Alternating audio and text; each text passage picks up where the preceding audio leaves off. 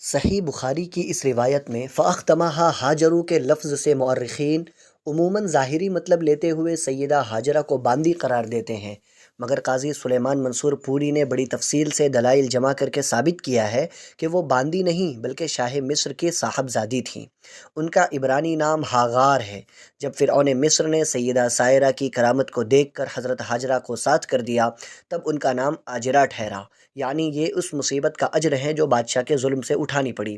پھر جب ہجرت کی اور مکہ میں آباد ہوئیں تو ان کا نام ہاجرہ ٹھہرا۔ حضرت ابراہیم علیہ السلام ایک طویل سفر کر کے شام سے جزیرۃ العرب پہنچے اور بیوی بچے کو مکہ کے تپتے ہوئے چٹیل میدان میں اللہ کے سہارے پر چھوڑ کر واپس ہونے لگے۔ بیوی کے پاس صرف ایک پانی کا مشکیزہ اور کھجوروں کی ایک تھیلی توشے کے طور پر رہنے دی۔ حیران و پریشان حضرت ہاجرہ ان کے پیچھے چلیں اور مضطربانہ لہجے میں پوچھنے لگیں، ابراہیم آپ کہاں جا رہے ہیں؟ ہمیں اس بے آب و گیاہ وادی میں کس کے سہارے چھوڑے جا رہے ہیں؟ حضرت ابراہیم علیہ السلام جانتے تھے کہ آزمائش میری ہی نہیں میری بیوی کی بھی ہے۔ اسے خود ہی سمجھنا چاہیے کہ مجھ جیسا شوہر اس جیسی بیوی اور شیرخوار بچے کو بھلا کیوں اس ویرانے میں چھوڑ کر جا سکتا ہے؟ جب حضرت ہاجرہ نے بار بار یہی سوال کیا اور حضرت ابراہیم علیہ السلام چپ چاپ اپنے راستے پر چلتے رہے، تب بیوی نے معاملے کی نوعیت کا اندازہ لگا لیا اور پکار کر پوچھا، کیا اللہ نے آپ کو یہ حکم دیا ہے؟ خلیل اللہ علیہ السلام نے فرمایا، ہاں یہی بات ہے۔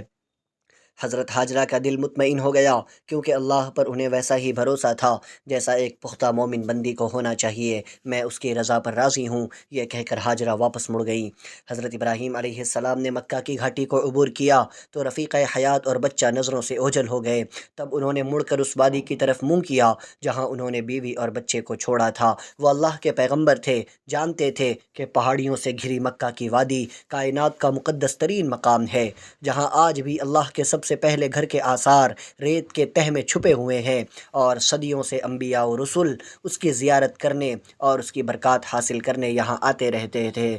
تب وہ ایک وفا شعار مومن اور ایک شفیق باپ کی طرح انہوں نے ہاتھ بلند کر کے بارگاہ الہی میں یہ بے تابانہ درخواست پیش کی، ربنا انی اسکنت من ذریتی بواد غیر ذی زرع عند بیتک المحرم ربنا لیقیموا الصلاة فاجعل افئدة من الناس تہوی الیہم وارزقہم من الثمرات لعلہم یشکرون۔ اے ہمارے رب، میں اپنی اولاد کو آپ کے باعظمت گھر کے قریب ایک میدان میں جو زراعت کے قابل نہیں آباد کرتا ہوں۔ اے ہمارے رب، تاکہ وہ نماز کا اہتمام کریں تو آپ کچھ لوگوں کے دلوں کو ان کی طرف مائل کر دیجئے اور ان کو پھل کھانے کو دیجئے تاکہ یہ شکر کریں۔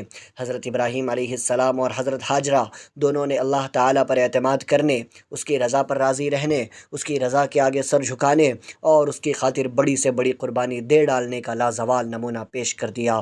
یہ یقین کی وہ دولت تھی جس کی بنیاد پر آخری امت کو وجود میں لانے کی تیاریاں ہو رہی تھیں اور اس کے اجزائے ترکیبی ہزاروں برس پہلے جمع کیے جا رہے تھے۔